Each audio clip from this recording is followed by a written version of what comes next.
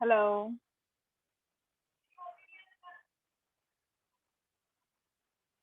Am I audible to everyone? I can hear you. Okay, great. So I hope I'm audible to everyone. Right. If I'm not, let me know. Uh, Hello. Hi. Okay, great. You can also hear me. That's good. Yeah. Great. Okay.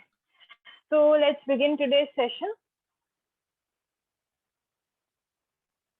So we're going to start the class, right, with Om chanting. So everybody sit straight, back and neck will remain straight, and gently close your eyes.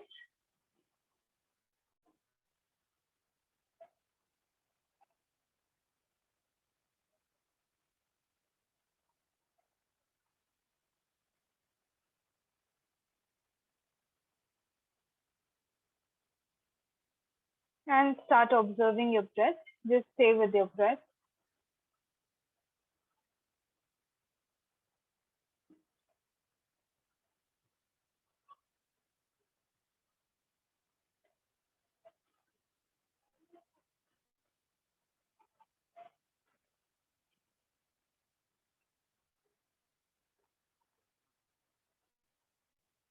Check your posture.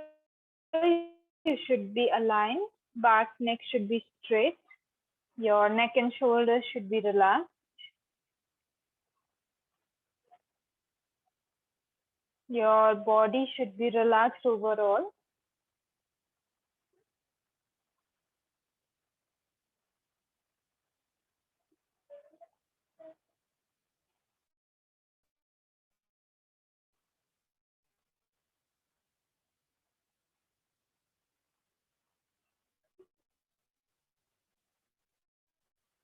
And when you feel Rika and Rechaka, the practice where you are aware of your breath and it is slow, long, and deep.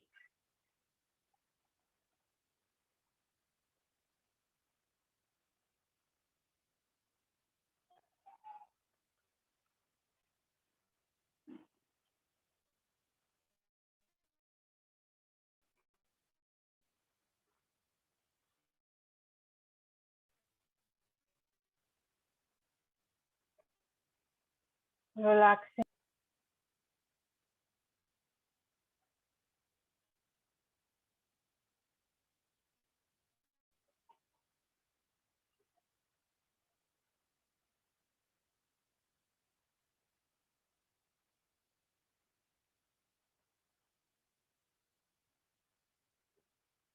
And we'll be chanting Om 3 times, followed by 3 Shantis.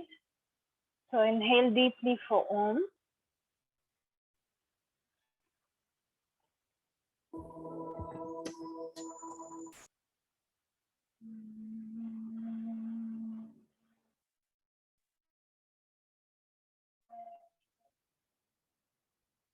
Oh.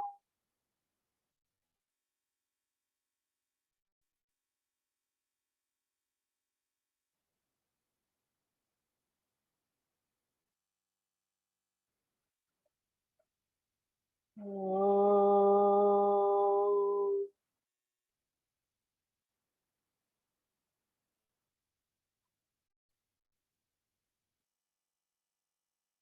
Shanti. Shanti. Shanti.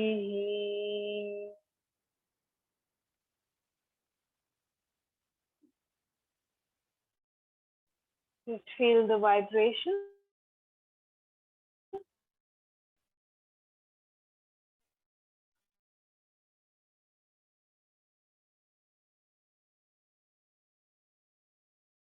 And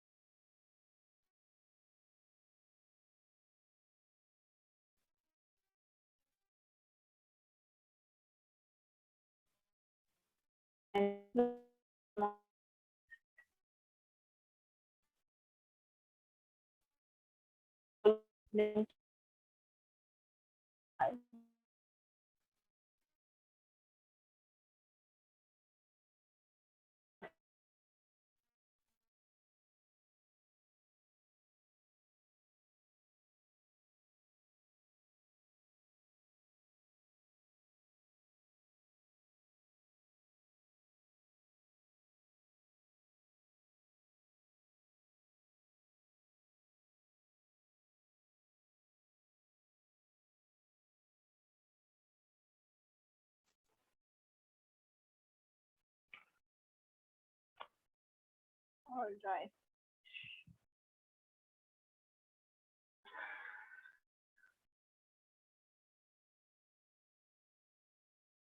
Right.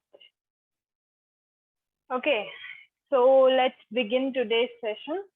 Uh, Today we are going to do a topic which we weren't able to do earlier. So it is a pre-practice of pranayam once again. Right. So today we are going to cover Kapalbhati. I'm writing this down in the chat box also.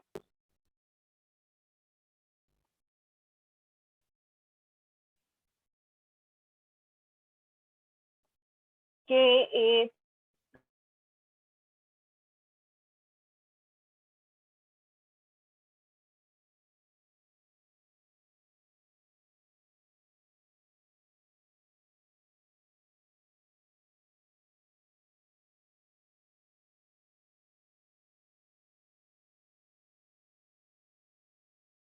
of Kapalbhati. These days it's known as Kapalbhati Pranayam, right? So it's not necessary that you would have just heard the word Kapalbhati. No, with it, the term pranayam, right? So this is because in the modern times, like it is passed down as a pranayam, right? But originally, it is not a practice of pranayam. It is a practice of your shat karma or six cleansing practices, right? So we have six cleansing practices.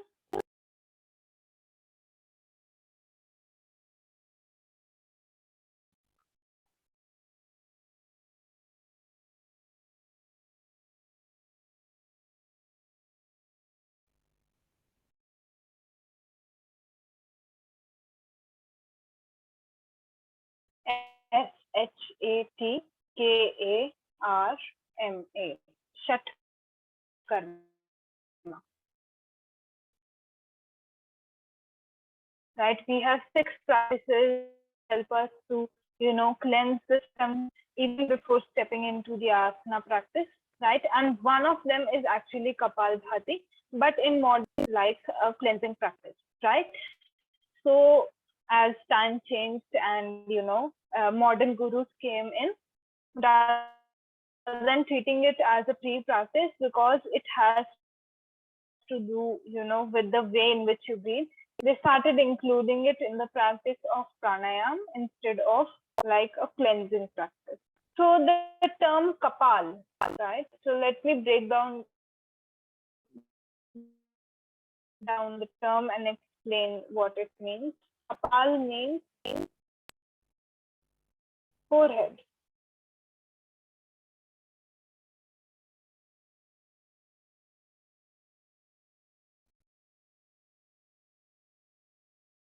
Right? Kapal means forehead and bhati means light, basically.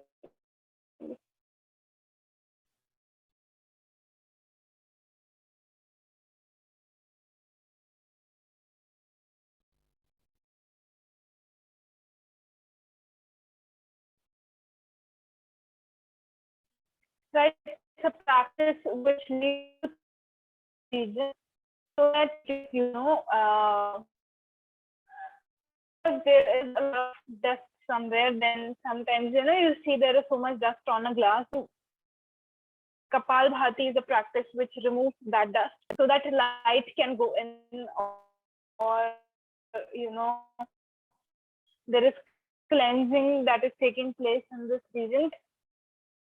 Uh, Unblockage of energy can take over here. There is cleansing of this entire area, and the term Kapalbhati for this practice, right? Another thing, it is also called Kapal Shodhan.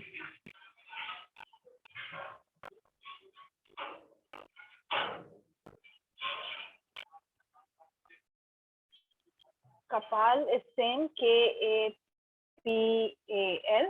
and Shodhan is Shodhana.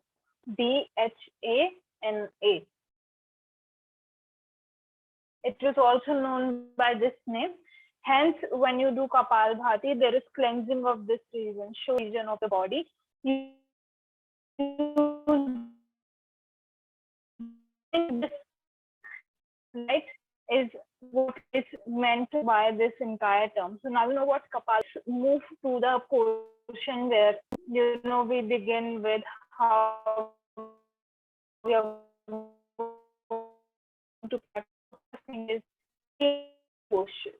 When Kapalbhati, be in a sitting posture, right? Again, there are a lot of variations of Kapalbhati as well, right? You will find multiple variations. This is not the only type of Kapalbhati that exists, right? So I'm teaching you the most basic form where which is going to aid you with your pranayama. Okay. So this we do with the help of air, right? This Kapalbhati can also be done with water, but those are separate techniques. But we are going to the one which we can do while sitting and with the breath only, right? So we are doing this form of Kapalbhati. So you have to be in a sitting with the posture also. After I end up explaining the technique, like after I completed everything, I will show you how Kapalbhati is performed, right? What do you mean by with water as well? So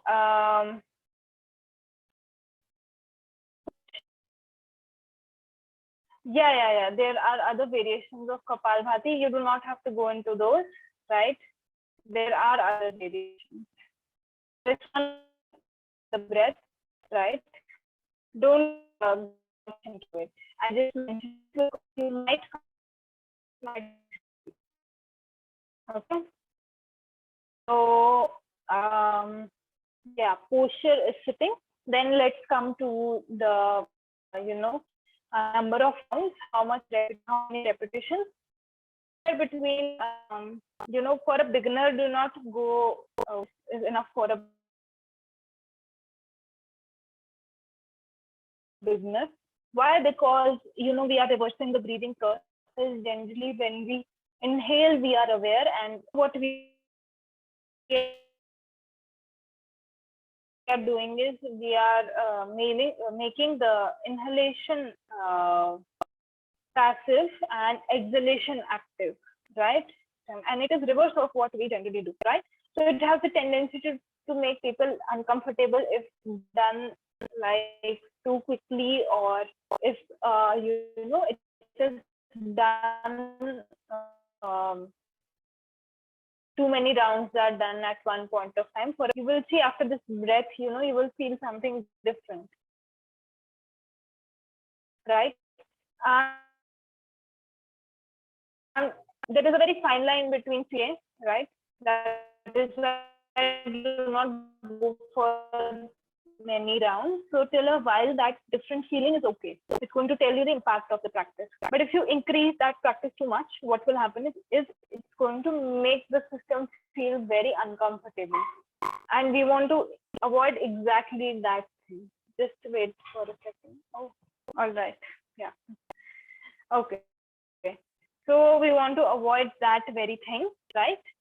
Feeling uncomfortable. If there is any discomfort or any dizziness at any point of time during the practice, then suspend the practice completely. Come to your normal breathing first. Then see if you are prepared again to go into the practice. Otherwise, do not go into the practice. The heat of the body increases, right? So you have to be very mindful when you do this practice once again, and when you teach it as well. Why? Because it's going to increase the heat in the body, and it's quiet in the body.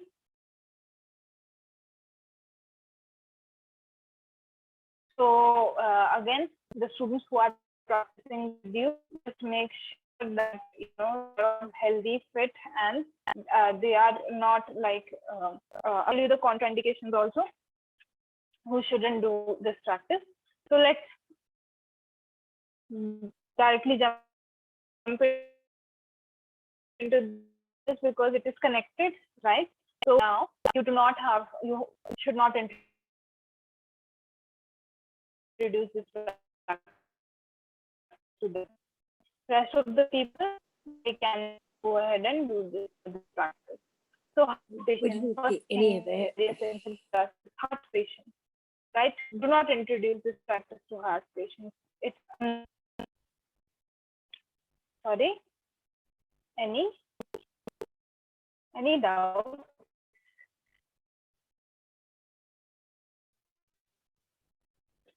All right.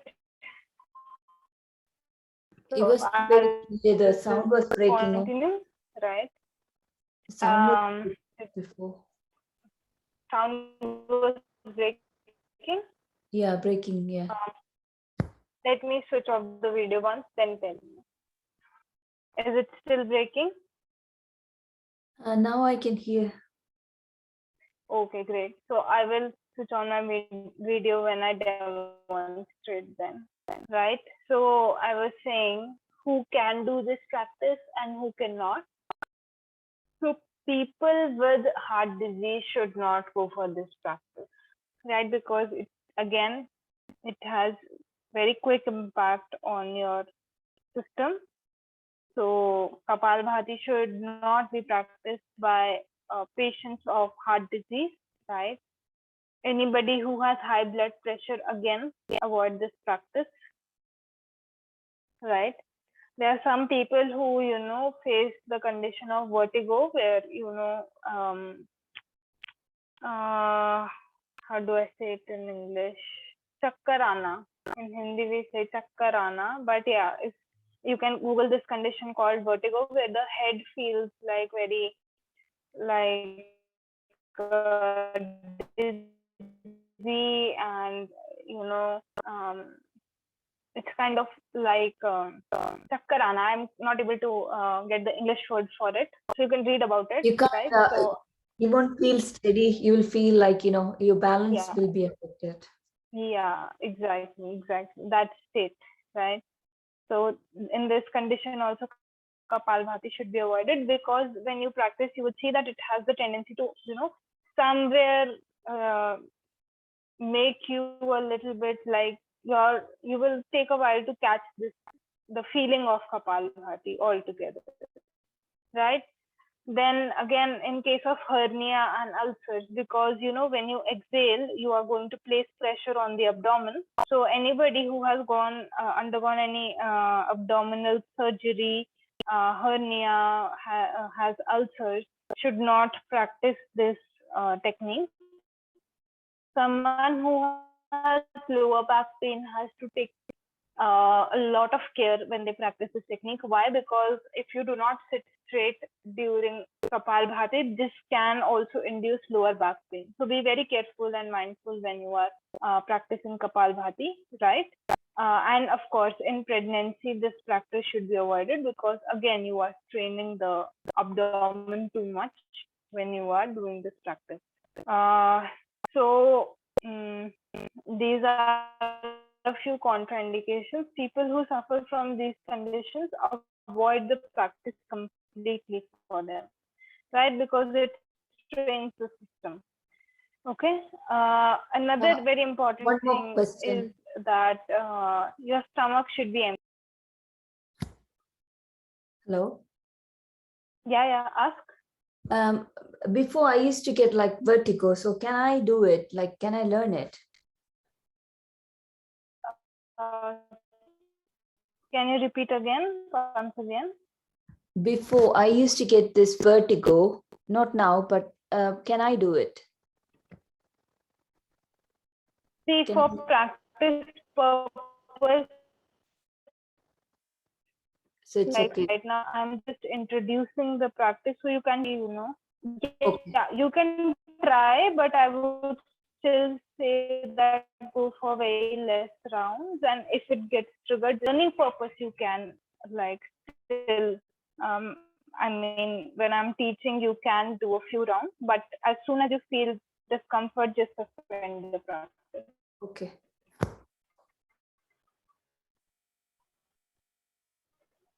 Right.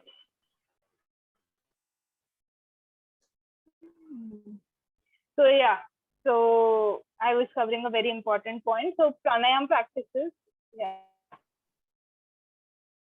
practices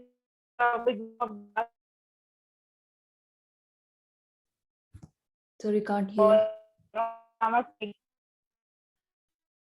causing pressure on Sorry, can't hear. It's breaking off.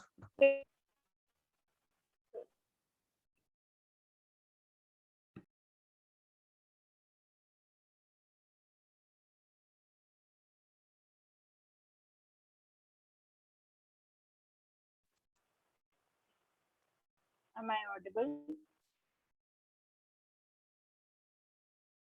Yes, Can you guys hear me?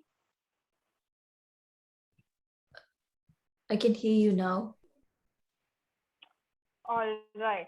Yeah. So I was saying that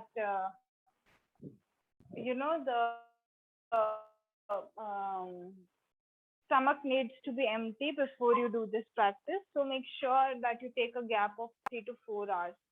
Like if you have a meal, like if you're planning to practice in the evening, take a gap of 3 to 4 hours and then go into this practice of Kapalbhati, right?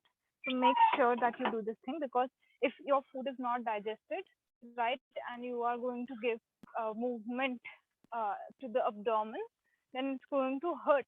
It's literally you're going to feel that food, right? So be very mindful when you are doing this practice, right? Let's come to the benefits. Just give me a moment.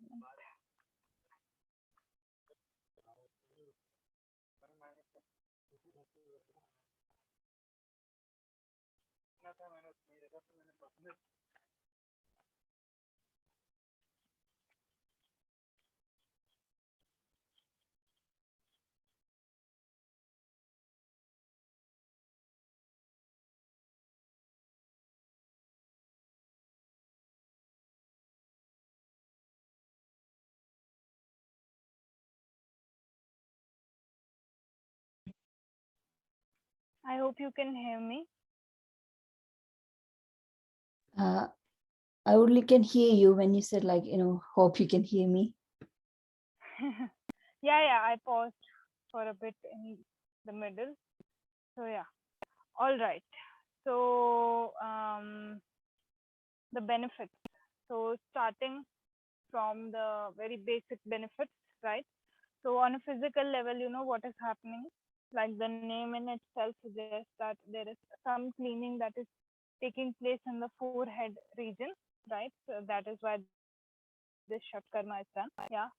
Another very important thing when you do this Shatkarma is the abdomen, the movement of the abdomen. So when you exhale passively, actively, you push the abdomen in and, exhale out the air.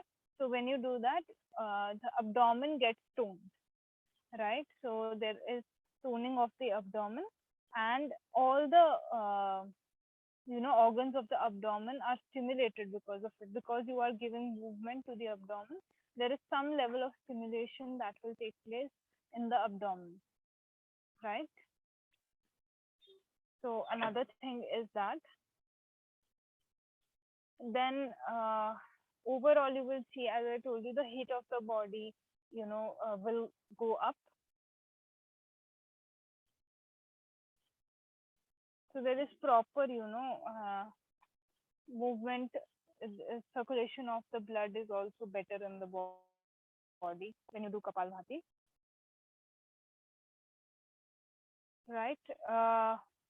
On a mental level, after you complete the Kapalbhati practice, you will see that the mind seems to be pretty stable. So if right now you're having 10 different thoughts or hundreds of different thoughts, once you practice Kapalbhati, you are going to feel that stability in the mind because of the nature of the practice.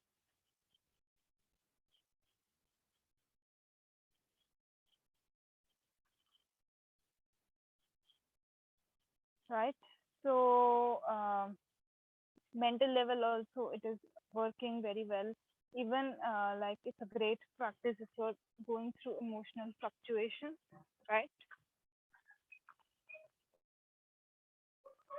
It is going to aid you in all these areas. So not only is it going to work on your body, it is also going to work on the mind and on a very subtle level.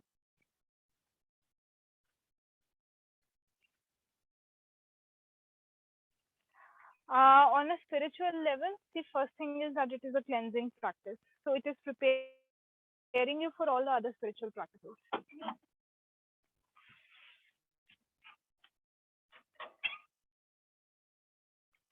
Yeah. And then another very important thing when you do Kapalbhati is actually, um, there is a very subtle energy channel between both your eyebrows, right? So it's going to, work over there as well. So because the entire forehead region, it is working on the entire forehead region. It's going to work on this subtle energy channel also.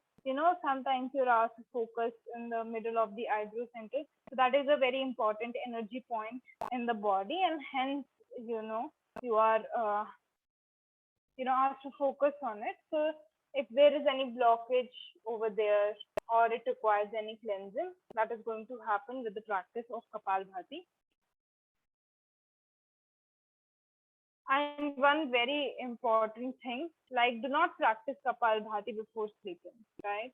Because it has a tendency to remove sleep. So those of you who feel very sleepy, sorry, can you go again?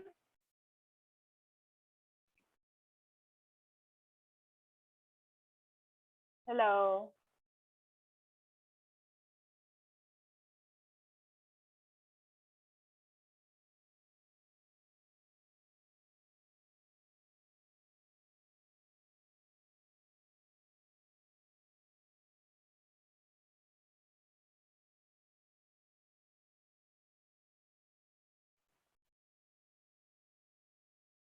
Hello.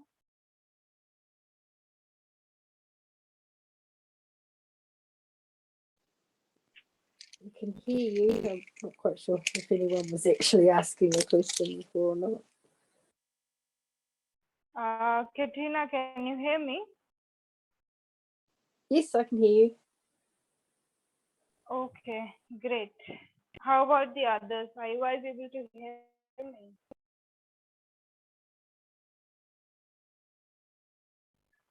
I can hear you. Okay, okay, great. I thought that it was gone in between because I wasn't able to hear you guys. So, yeah. All right. So, I was telling you a very important point and I forgot. Wait. Not to practice before sleeping. It is? Sorry? You were saying about don't practice before sleeping if you're tired. Oh, yeah. Yeah. So if you feel very lethargic, like go for Kapalbhati, practice more and more. Why? Because it has the tendency to, remove this lethargy, remove this sleepiness, dullness from the mind. So very good practice, right? For those who feel very lazy or feel very, very sleepy, great practice. And do not practice before sleeping because your sleep will be disturbed, right? So let me tell you the technique. Okay. There are multiple techniques out there for practicing Kapalbhati. So I'm going to introduce the most basic one, which you can work with right over a period of time. Yeah. So first of all, your sitting position. So sitting position has to be such that you are if these are my knees, like these are on the ground, right? So this thing. So for those of you who are very confident, their lower back is going to remain straight, right? So they can sit in any comfortable posture and go for Padmasana. Padmasana is very, very good. So when you adopt this posture of the body where both the legs are up and both your feet are at the root of the thigh, this is Padmasana. Right? So if you are comfortable, you can go ahead and practice this. This will make sure that your spine is straight. Okay. And if you're not too sure if your spine will remain straight during this practice, so what you can do is sit in a comfortable posture, like cross-legged posture I'm sitting.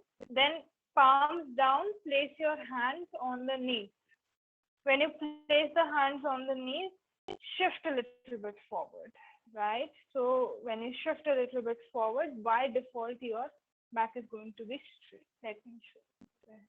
Right, so if I keep my hand like this, push this forward, so my back is straight.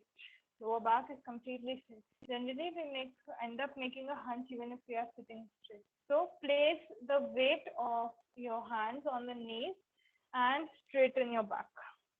It's very important that you keep the back straight during this practice, because again, lower back pain will build up.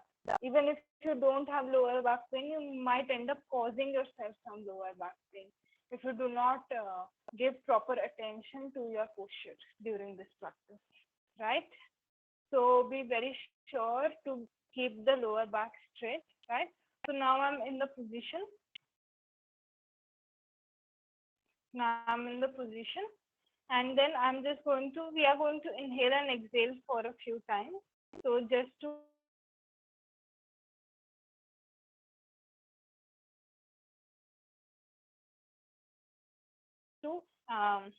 get the mind and body. So I generally go for 3 breaths. First 2 breaths along with instruction you will take, and the third breath, like when you inhale, let the air come in, and with the exhalation start the practice.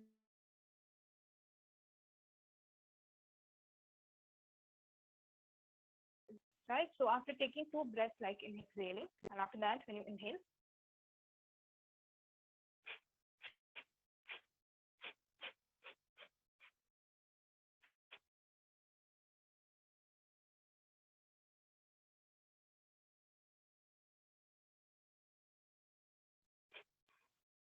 so I went for a very fast stroke right now. Right. So depending on your pace, you can decide which type of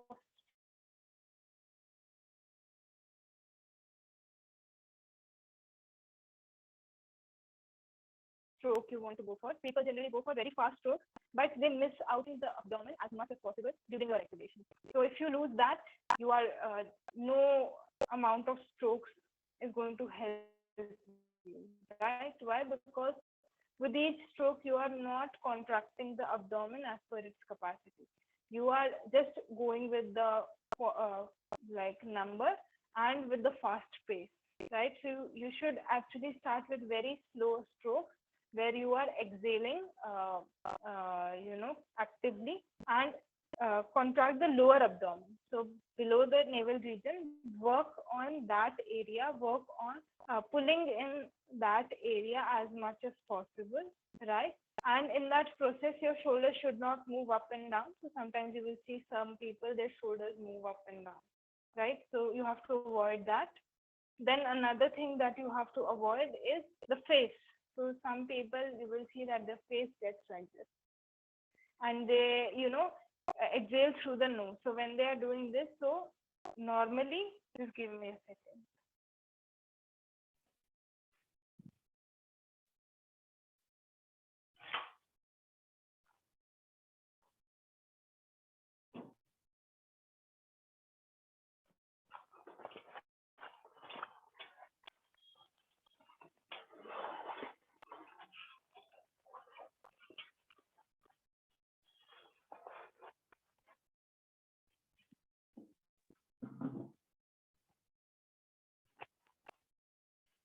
Okay.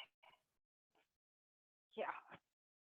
So normally when people go for this practice, what they do is the face, they contract their face muscles too much and they exhale out through the nose. So exhalation is going out through the nose only, but pressure is coming from here, right? When we do Kapalbhati, but people are not able to release the pressure over here. So what they will do is this thing really shows up when they do Kapalbhati.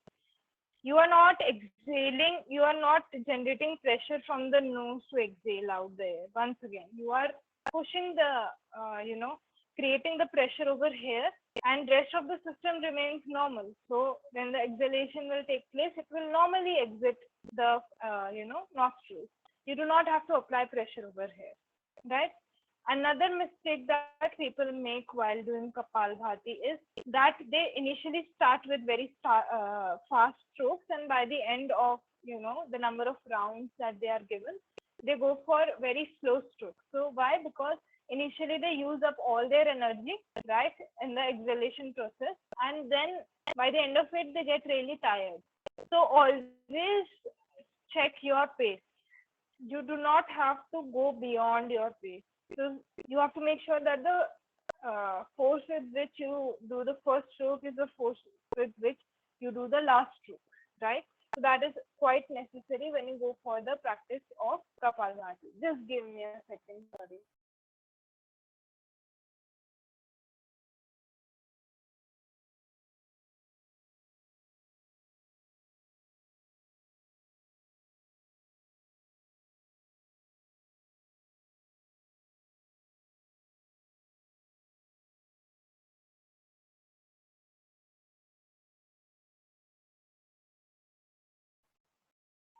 Yeah. So once again, all the points should be very clear. Inhalation is passive, so do not go for this. Do not go for this. You just have to put pressure on the exhalation and just allow the inhalation to come normally, right? Lower back should always remain straight. First and last stroke is going to be with equal force, right? And there should be no movement in the body, only movement in the abdomen. When the abdomen is going on in, it's going to like squeeze in, and then on its own it's going to come out. You do not have to put any pressure.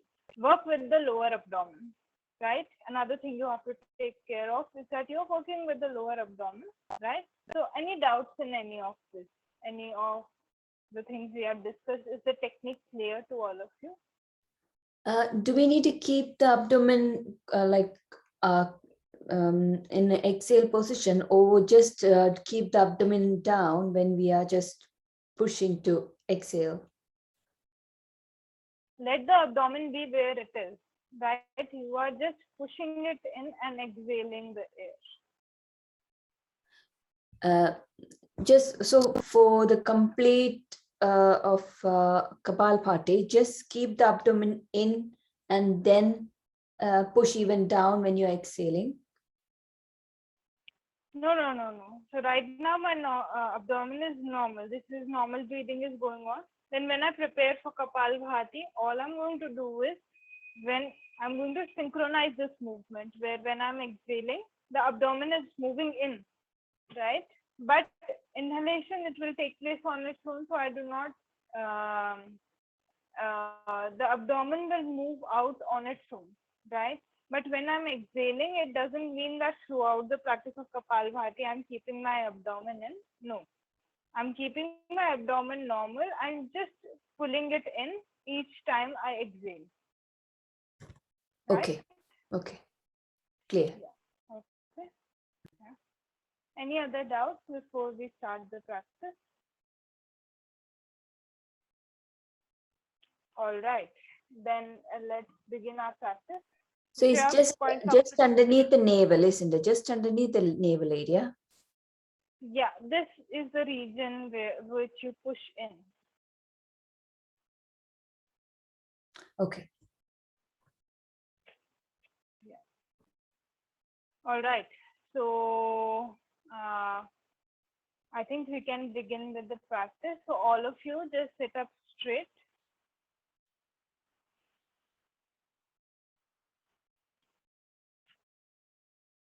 Back neck will be straight, and then gently close the eyes. And start observing the breath.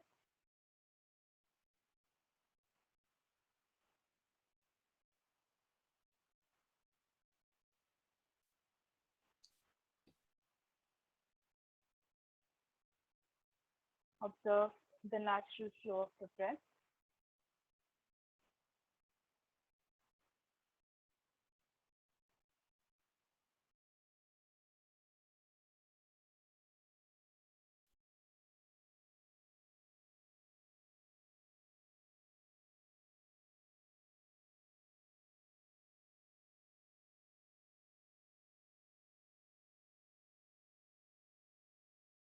And just begin to deepen your breath. When you feel ready, you go for a few deep breaths.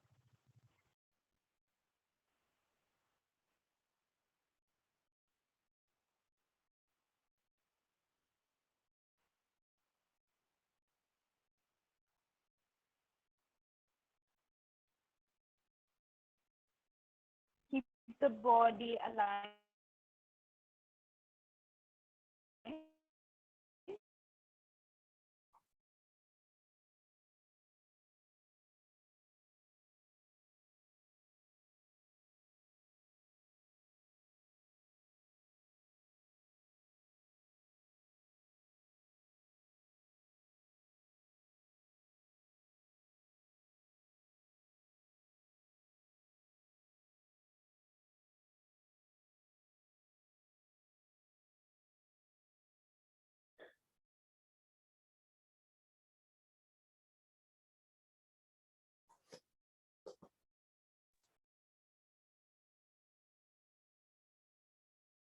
Make the breath deep.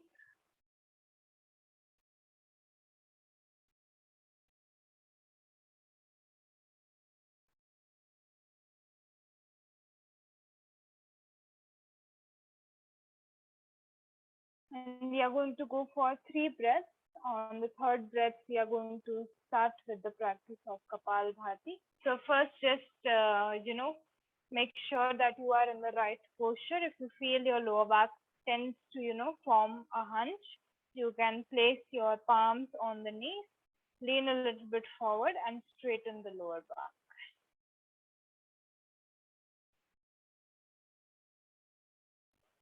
Right. So we'll begin with the 3 breaths. Exhale completely and go for the first breath. Inhale deeply.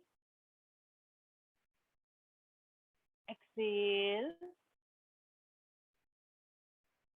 Inhale. Exhale. Inhale. And begin with the stroke. So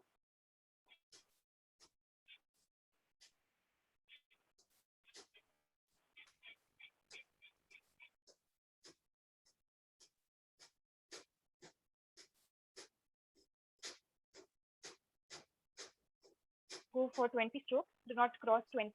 If you 20, suspend the practice.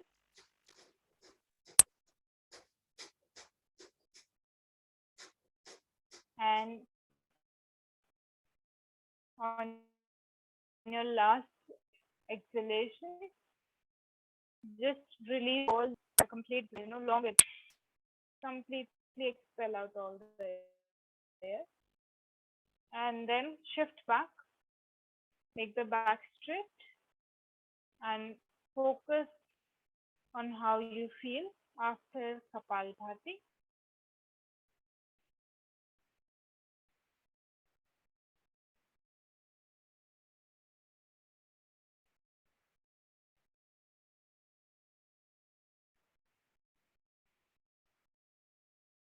Allow your breath to be as it is.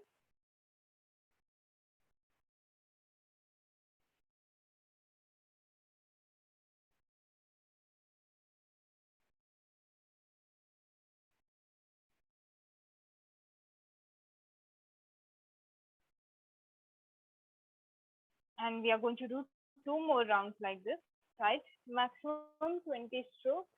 If you feel 20 strokes are too easy for you, then you can go ahead and exceed that number. But for the rest of you who are just beginning with the practice, do not exceed 20 strokes.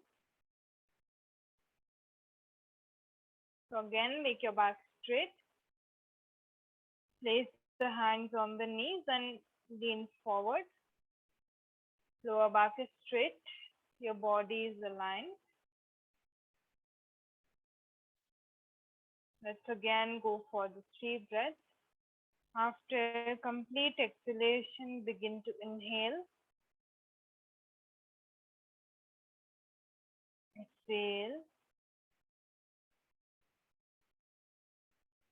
Inhale. Exhale. Inhale and begin the stroke. Each and every time contract the lower abdomen properly and expel the air. Try to keep the movement in the body to a minimum.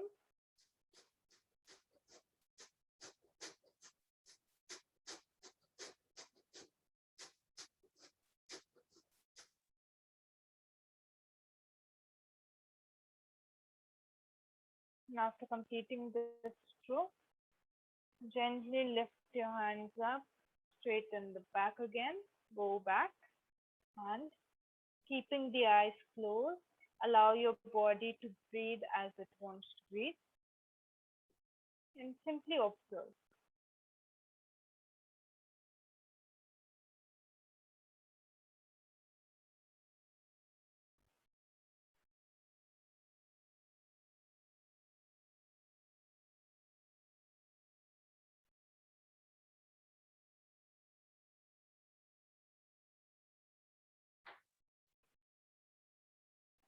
We will practice one last round. Right? So once again, back neck is straight. Place your hands on the knees and lean forward. Let's begin with the breath. So inhale deeply.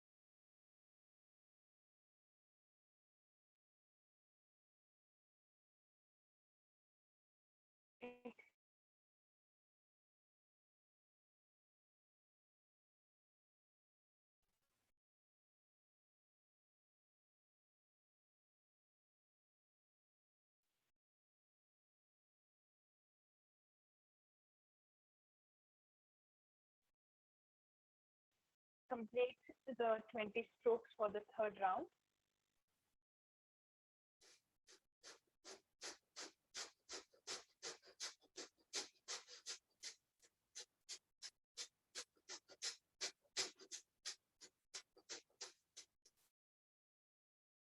Once you complete the stroke, just straighten your back and start observing how you feel. Allow your body to breathe as it wants to breathe.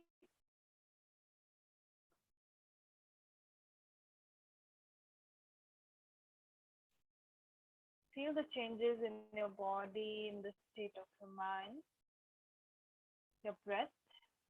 Just check all of these things.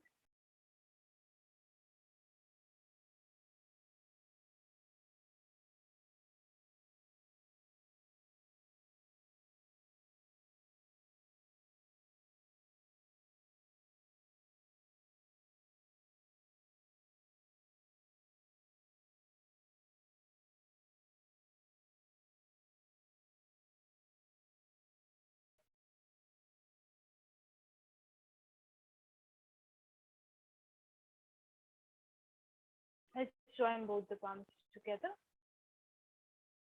and rub both the palms together. Form a cup shape and keep them on the eyes. Right? So when you form this cup shape, place them on the eyes. One more time, rub both the palms together. Keep them on the eyes.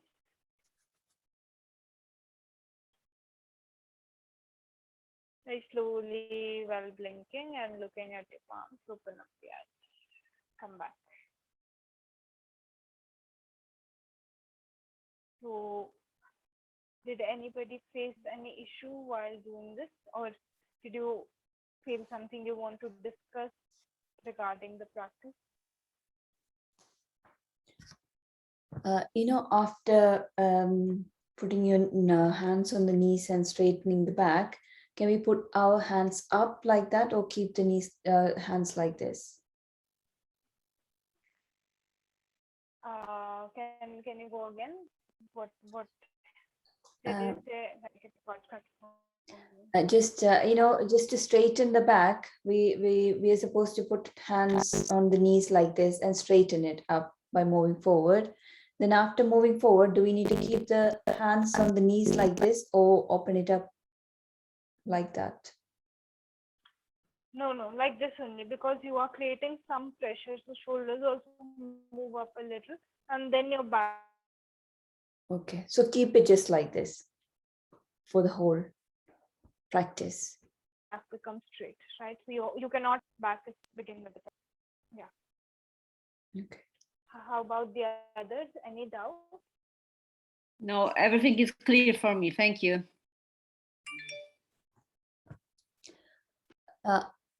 After the practice, I felt like, the breathing is getting deep Okay, and great. like deep. Because Rekha was okay, I missed that. Let me come back to it. I'll ask you again. Because you only turned on your video and I could only see you, your body, right? So you have the body a little bit more. Backwards. No. So body was moving a little bit when you practice. So I have Okay. to work on stabilizing it a little bit more. Okay. Yeah. What was your doubt? What was it? Yeah, after finishing the practice, when I was like observing the breath, it was like deep breath, like going up and down, like deep breath. It was like that, and the spine was, because to keep the spine erect, it was like hurting a little bit on spine and just the legs. That's See, it shouldn't hurt the spine. That is why one thing you have to work on keeping the spine straight, right? If it is hurting, means that there at some point of time, there was some hunch that was formed, which you weren't aware of because you were too busy in the practice, right? So that is why posture in this practice is quite necessary, right? To maintain the posture. Otherwise, it is going to cause pain, right? Another thing, you said that one thing was pain, second thing breath. So sometimes after Kapalbhati, what happens is people do not even feel like breathing, so the body doesn't feel like acquiring the breath as well. So it can happen and it's totally fine. That is why I said allow your body to breathe as it wants to breathe after the practice. So no matter which breathing pattern you are in, after Kapalbhati, there is some break that is given to that breathing pattern, right? Because we are changing the breath so drastically and we are going exactly the opposite, right? So then you need to allow the body to be as it is and just observe what is happening in the body.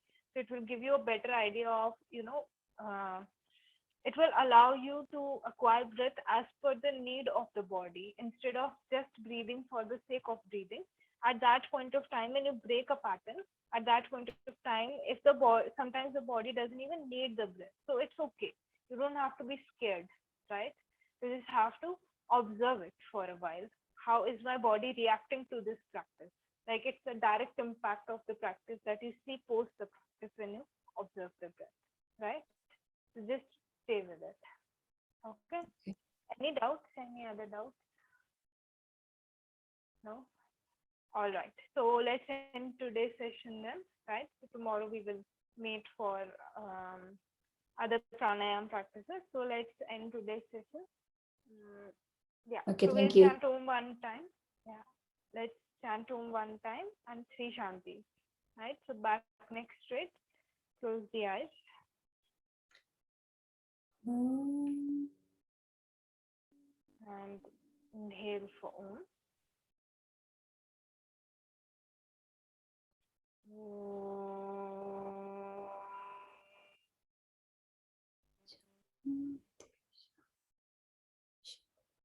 Shanti, Shanti, Shanti.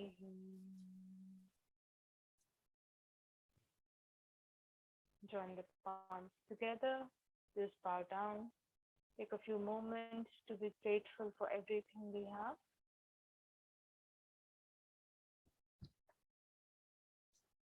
And rub both the palms together. Keep them on the eyes. Very slowly, while blinking and looking at the palms, open up the eyes, come back to the smile. And namaste to everyone. I will see you all tomorrow. Bye-bye. One more question, a quick one. For students, how long they can practice this Kapalbhati? How long they can practice this Kapalbhati? See, that is what I told you in the beginning also. So initially go for anywhere between 10 to 20 strokes for a beginner. And then you can increase the practice. You can go up to 50 strokes also. Some people go for 100 strokes.